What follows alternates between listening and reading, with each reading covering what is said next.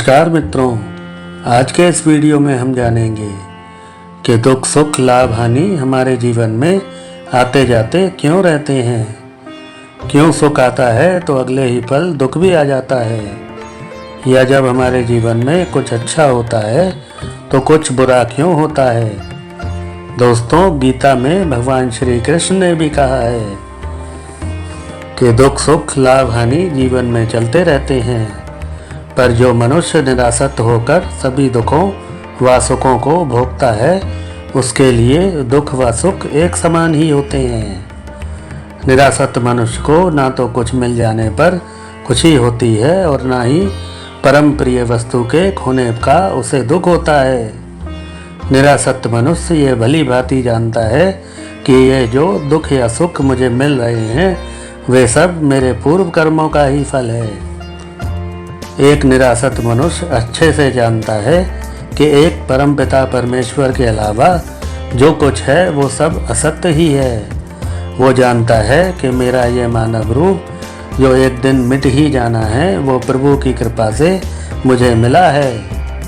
वो ये भी जानता है कि ये जीवन जो उसे मिला है उसका उद्देश्य केवल 84 लाख योनियों के फेरे से बाहर निकलने का एक सुनहरा अवसर है।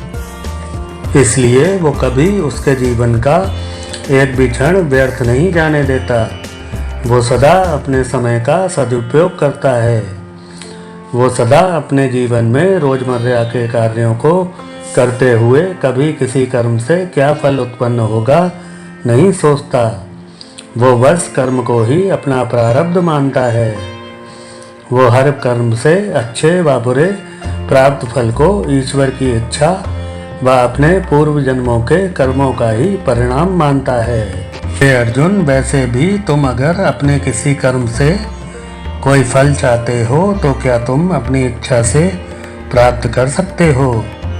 बिल्कुल भी नहीं।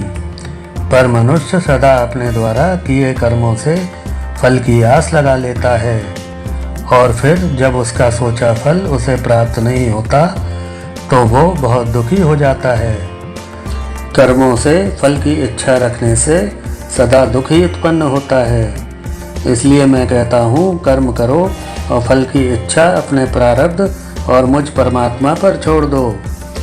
और इस बात को हमेशा याद रखो कि तुम्हारे हर अच्छे व शुभ कर्म का फल तुम्हारे पुण्य व पापों के प्रारब्ध जब खत्म हो जाएंगे तो मैं तुम्हें जरूर दूंगा।